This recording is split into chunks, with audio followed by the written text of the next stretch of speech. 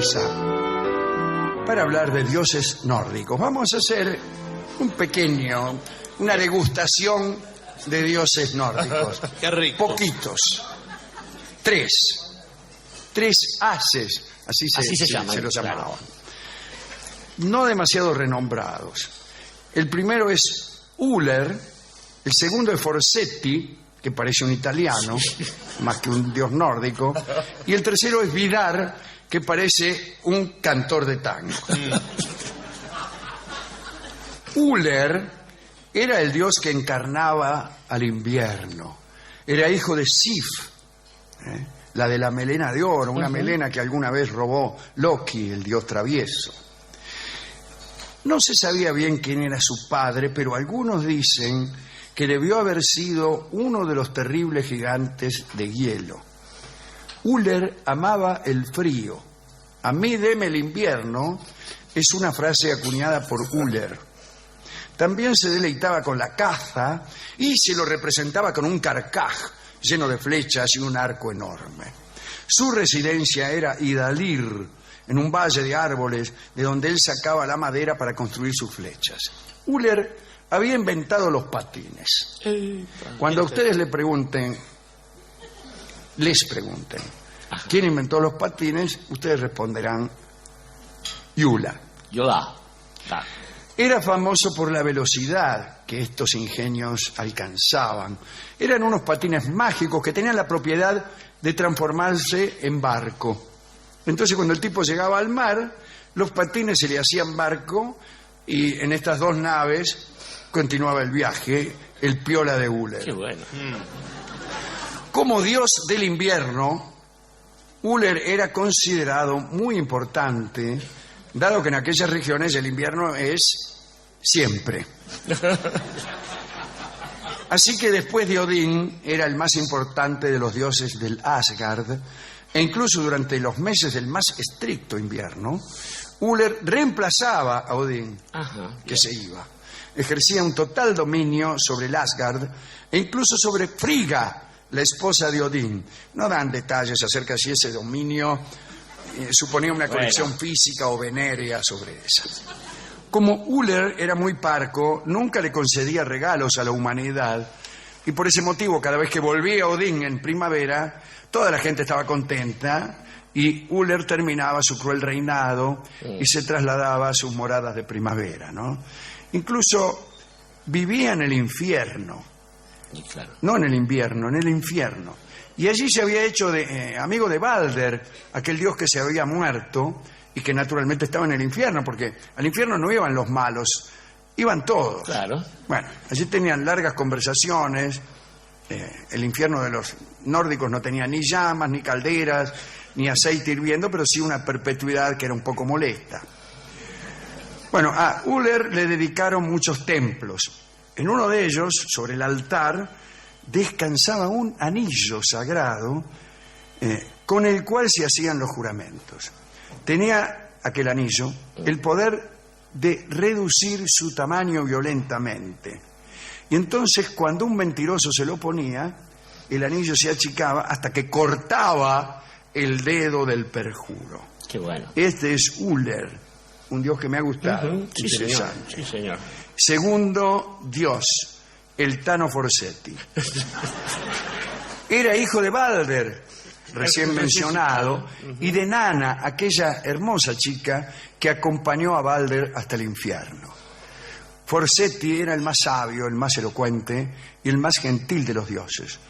Cuando su presencia en el Asgard se hizo conocida, los dioses le concedieron un asiento en la sala de los consejos y le encargaron que fuera el patrono de la justicia y la rectitud.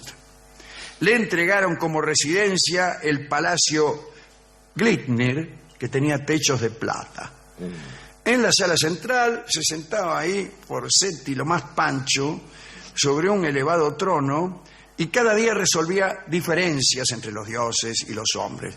Era como un juez, y cuentan que nadie salía de allí sin plena satisfacción. Es decir, no era como un juez. Y el último de los dioses de hoy es Vidar. Parece que Odín amó una vez a la bella giganta Grid, que vivía en una cueva en el desierto. ¿Cómo podía ser bella siendo giganta? Dirá alguna esteta de la última fila. Baudelaire. Bueno, existe la belleza según el canon clásico y según el canon dionisíaco, y a veces uno se enamora de una mina porque tiene la nariz un poco torcida. El caso es que de aquella unión nació Vidar, muchacho muy fuerte, representado como un hombre alto y bien parecido, que es como son los dioses. Cuando Vidar se unió a los dioses del Valhalla, le dieron una gran bienvenida porque sabían que su fuerza serviría de gran ayuda en caso de bronca. Lo agasajaron con la famosa hidromiel y Odín lo llevó hasta aquel manantial donde las nornas, las damas del desierto, se encontraban allí como siempre tejiendo su tela. Allí Vidar iba a escuchar de boca de las nornas qué destino le esperaba. Las nornas eran tres, como las moiras, como las horas, como las parcas.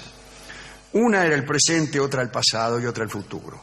Regaban continuamente aquel fresno, Yggdrasil, cuyas raíces estaban en el infierno y cuyas ramas superiores rozaban el cielo. El caso es que las tres hermanas le explicaron a Vidar una cosa que nadie sabía. Le dijeron, mira, en la última batalla, es decir, en el Ragnarok, ahí donde los dioses se iban a enfrentar con sus peores enemigos, allí Odín moriría. Comprendo la consternación, sí, claro, de Vidar y la que se ha repetido también en las salas. Y Vidar sería su vengador, es decir, que sobreviviría a esa batalla y gobernaría un mundo sobre el que mucho no se dice. Aquel era el fin del mundo, y después del fin del mundo estaba previsto otro mundo, pero medio como una segunda vuelta. Sí, sí. Los títulos de las películas, ¿no? Esa parte. Una porquería de mundo. Pero Vidar iba a ser el vengador de Odín.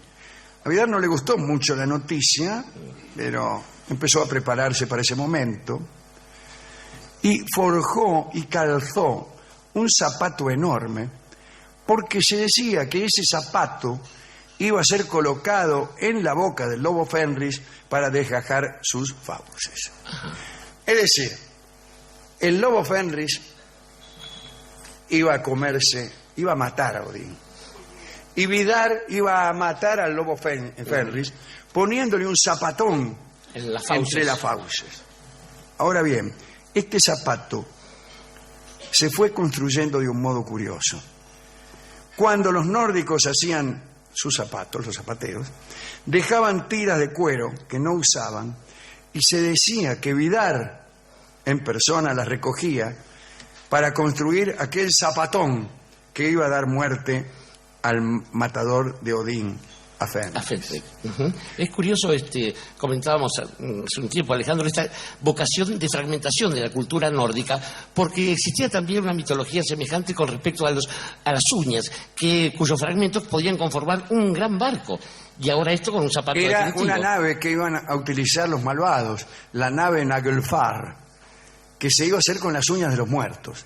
Entonces acostumbraban los nórdicos, para retrasar el fin del mundo, a cortarle las uñas a los muertos. Eso se llama influir sobre el destino, sobre el futuro. Se llama previsión, se llama también superstición estúpida, pero bueno. Por si acaso. Dicen que más allá de la lenta confección del zapato, Vidar vivía muy triste en los bosques, porque sabía lo que le esperaba a los que él amaba. Sabía que muchos de los dioses morirían y eso lo mantenía triste. Estaba en medio del bosque, sentado en un tronco, meditando sobre la eternidad. Y yo creo que todos somos un poco Vidar. Digo un poco porque por lo menos Vidar sabía que él sobreviviría. Pero saber que la muerte existe, yo no sé si es tanto el dolor de sabernos efímeros y no perdurables, o saber que nuestra finitud se extiende a los que amamos. A mí, la verdad es que la gente, o los dioses, que no están tristes nunca, no me gustan. Aunque más no sea por compañerismo con los que sufren, deberíamos encontrar en nuestra vida un poquitito de tristeza, aunque más no sea por los males ajenos. Totalmente. Y eso nos convertiría en mejores personas, casi seguro. Pero estaba pensando, Alejandro, con estos objetos, digamos, hay objetos que han sido pensados para prolongar las capacidades del hombre y son aquellos que los dioses prefieren. No es el caso de los anteojos, pero sí parece ser el de los zapatos. De otras cosas prescinden los hombres, multiplican nuestra capacidad. Hubo una época en que los zapatos eran una marca de identidad. El tenerlos, el no tenerlos en el caso de Aquiles, ¿no? El de los pies ligeros. En el caso de Calígula, cuyo nombre no era otra cosa que una sandalita, una botita, digamos. Podemos pensar en nuestros patagones, podemos pensar en las botas de 7 leguas que también caracterizaban una forma de moverse por el mundo. Pero hay dos épocas, se diría. Una en la cual la posesión del zapato y de determinados zapatos, no hablemos de la Cenicienta y ese tipo de cuestiones más vinculadas al sexo, sino tenía que ver con el estatus, con una forma de estatus. O sea, cuanto más aparatoso, elaborado fuera el zapato, más valioso seguramente era. Hoy en día, en cambio, hace algunas décadas, se empezó a promocionar aquello de zapatos tan fantásticos que eran semejantes a andar descalzo, lo cual nos remite a alguna estupidez del capitalismo, probablemente. Pero lo interesante es la especificidad. No hay profesiones que tengan tanta especificidad como aquella que tenían los que arreglaban zapatos. Es decir, nadie dice, a ver, cirujano a tus bisturíes. No, se dice zapatero a tus zapatos.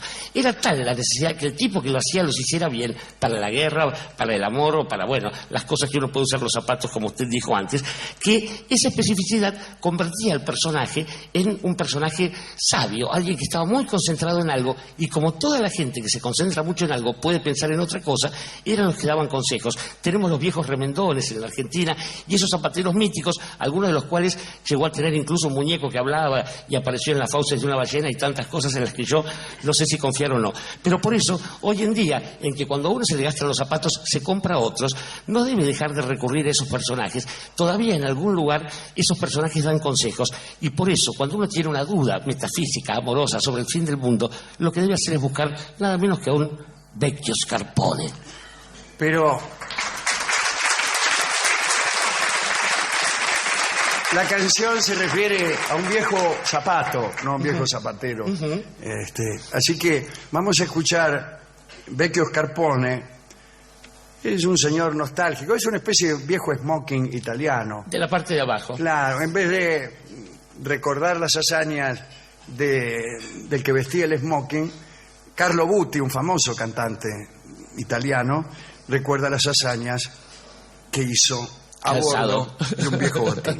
Vecchio Scarpone canta Carlo Butti. Adelante.